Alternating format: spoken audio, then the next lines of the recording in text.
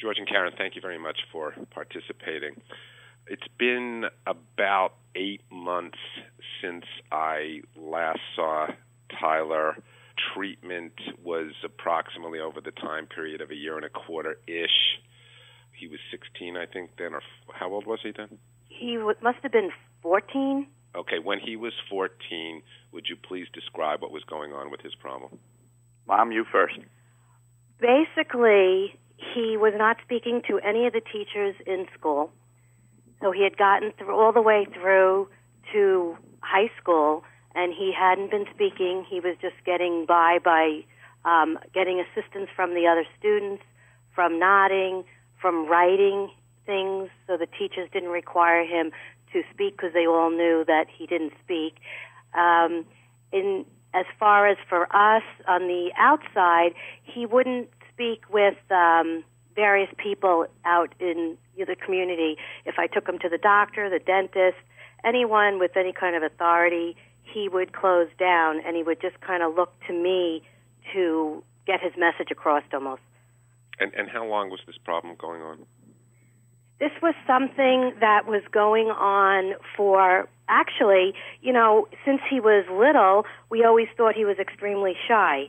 And he had gotten into kindergarten, and they were having some issues with him not speaking, and we still kind of attributed that he was very shy, and he was young for his age, and we just kind of attributed it to social and emotional immaturity. So it really was going on since he was, right from the start, I guess, when we look back at it. So as he was evolving into adolescence and this problem, this is a hard question for you here, but remember, a lot of parents are going to hear this, so what you say is super important. As he was evolving into adolescence and this problem was sustaining itself, what were you guys thinking? Well, what do you think? You think, the kid's going to grow out of it.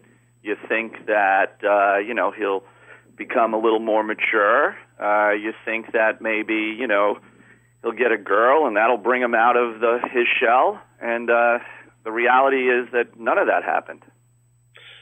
Karen, remember the day that you brought him to my office and he was so filled with anxiety that as you were walking up the stairs, he was holding onto the wall? Yes, I do. It broke my heart, and I just wanted to do anything at that point to try to help him because I was fearful that this was what his life was going to be.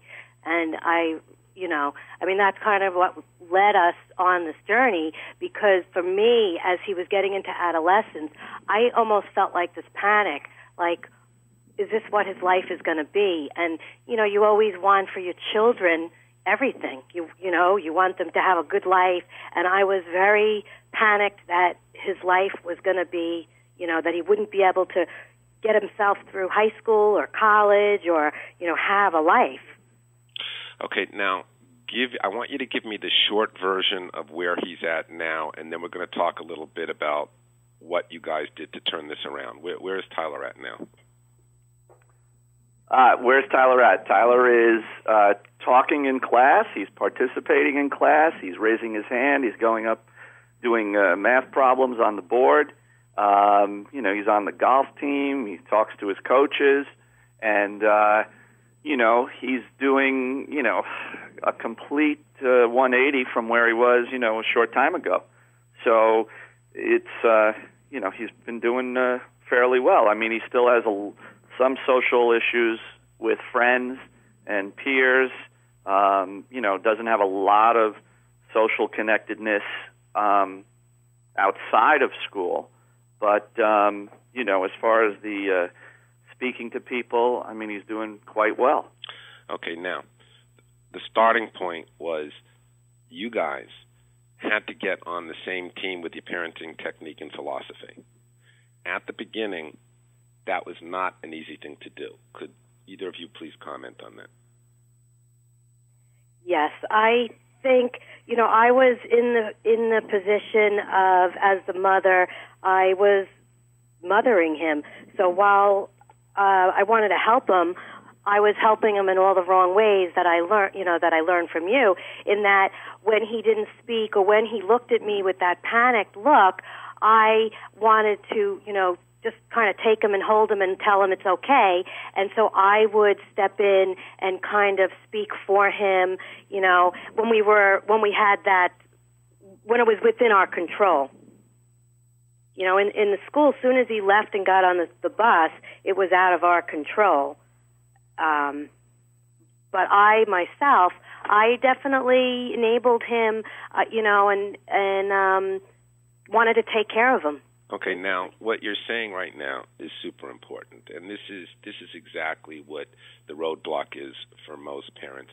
Can you just give one example, Karen, of when you were in the moment and you did the freeze the moment technique and the emotions that you had to deal with to pull this off?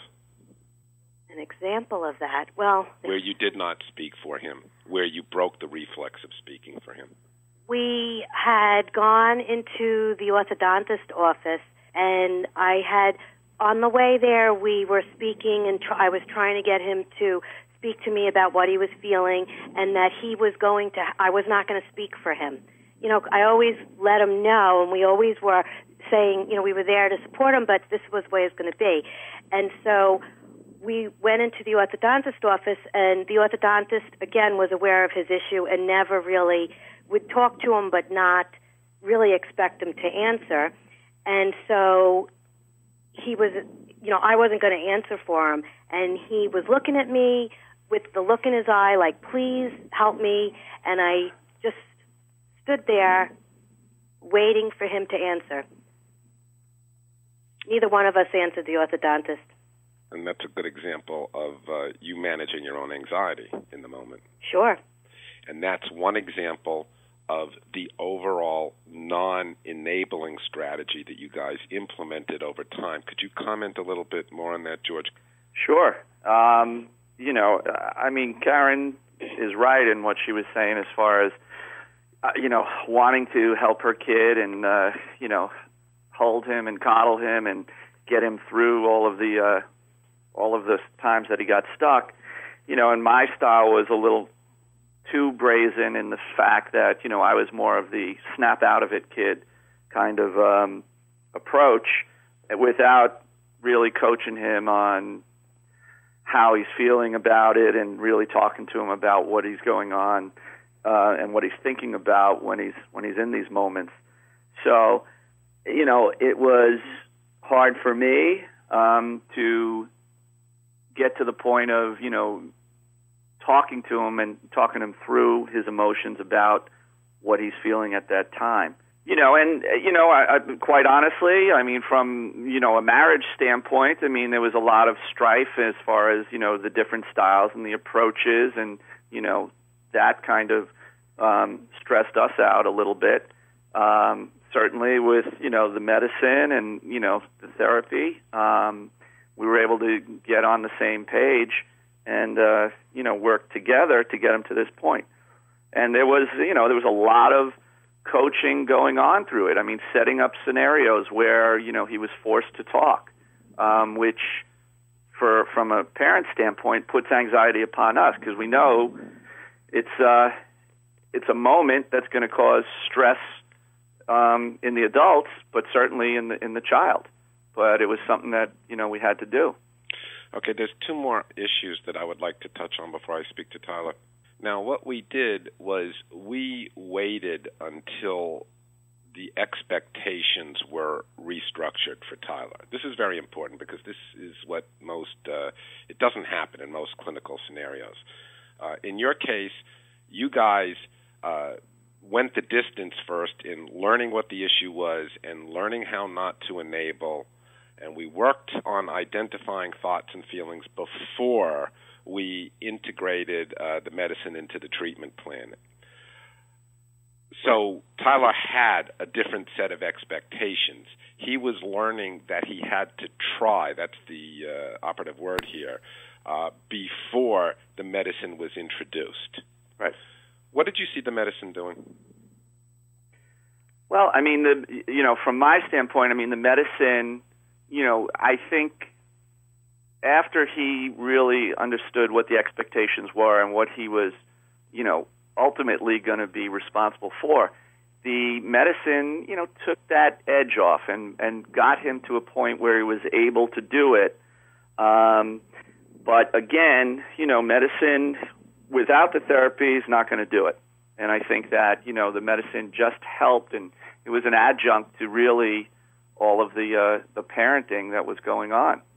Right. He used to verbalize to me when I would ask him when he was put into a situation, and I would ask him if he felt different with the medicine in that same situation, and he would tell me that he definitely felt that he felt less nervous, and less anxious, where before he would have been completely almost immobilized. He said that he did feel like he was less anxious overall.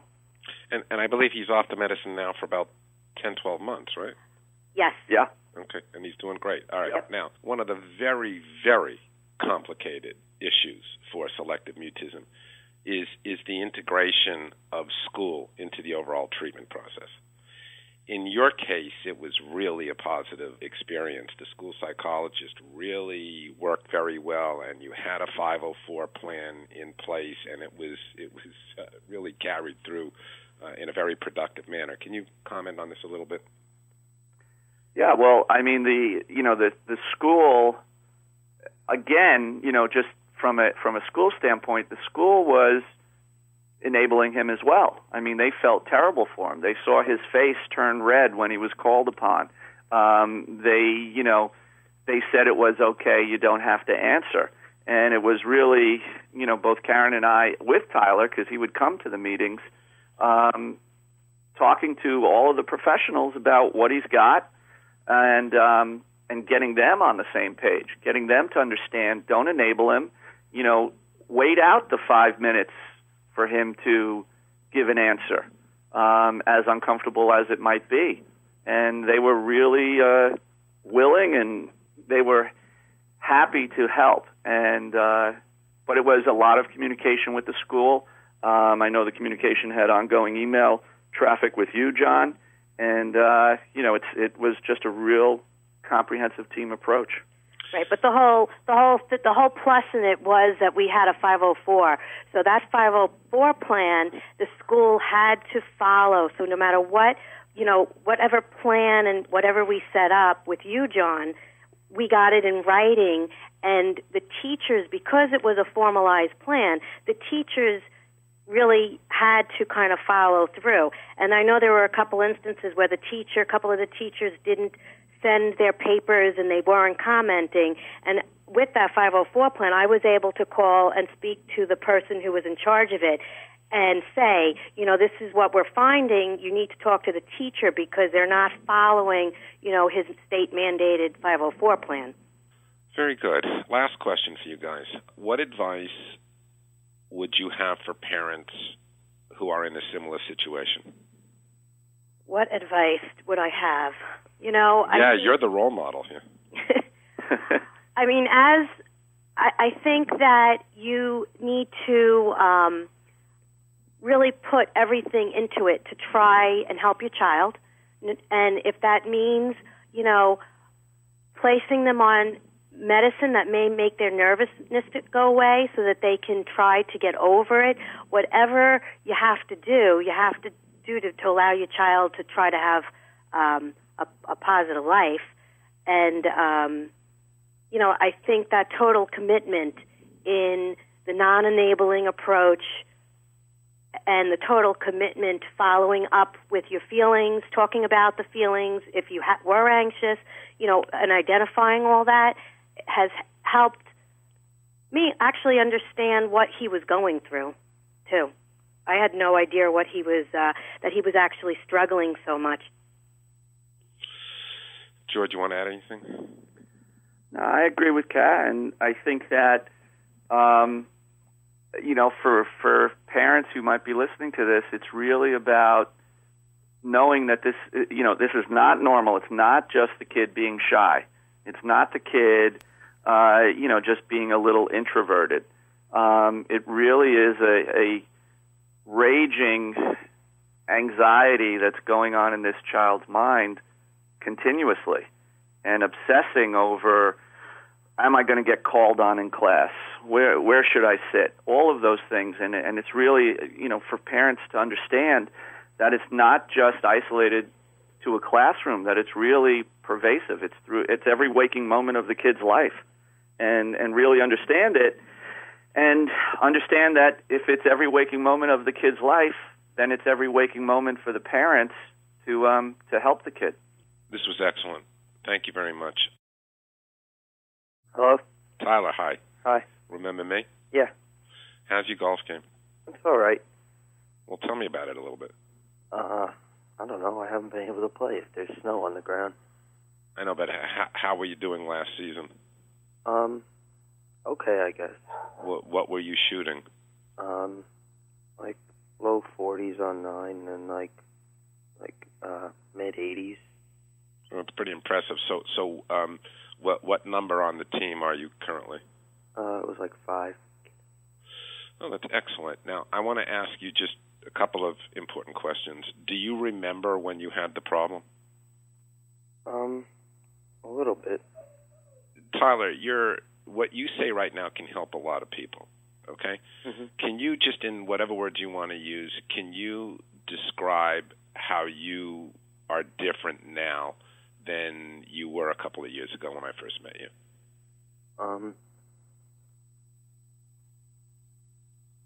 Well, like, I feel like I have, like, I can do more things in school. Like, if I have a problem, like, I am able to ask someone,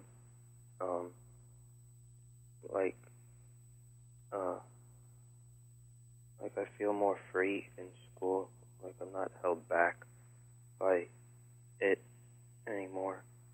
That's a very important word. Could you just talk about feeling more free for a moment? Like, when I had it, I was like you are restricted with, like, certain things because you can't ask if you have a problem or, like, if there's a question about something, you can't. But, like being more free, like, I could feel like I, like, have enough confidence to ask. That's excellent. Here's a very important question. This might be one of the most important questions you were ever asked. As I told your parents, there are not I don't know of any examples anywhere where somebody your age talks about how they resolved the problem. What advice would you give to someone your age who has the problem that you had? You just have to push yourself and be motivated. But it was hard to push yourself sometimes, right? Now, so what happened was your parents started to do some major changes, right? Yeah.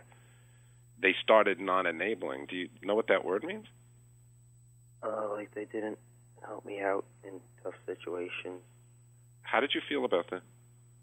I was nervous at first, but, like, I had to push myself far enough to get past this and succeed. Did you ever get angry with what they were doing?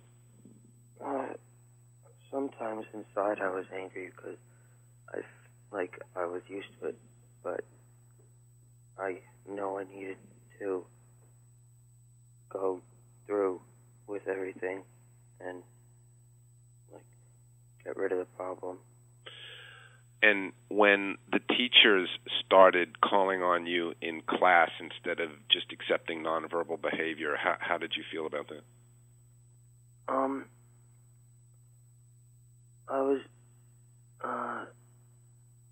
I was nervous because, like, I know people would say stuff like, oh, he doesn't talk, but, like, after a while, like, I kind of got tired of it, and I knew I needed to change, and, like, just show everybody that I could do it. Okay, one last question. One of the hardest things for you was, after you had been making progress outside of school because of what your parents were doing and the medicine was helping, and even though you said a lot, I don't know what the medicine is doing, I think, it really did help, for a time period. There was the moment that you had to break the ice in school for the first time. and you had to use your words for the first time, and you were really, really afraid of doing that. Mm-hmm. How did you get through that moment? I just knew that I needed to do it, and I was really nervous, but I knew that if I didn't do it, I could stay like this, and it could affect things. It was affecting my grades because participation, I wasn't getting any grade in it, and it was lowering my grades, and it could affect me through the rest of my life. Tyler, thank you very much for sharing. You're welcome.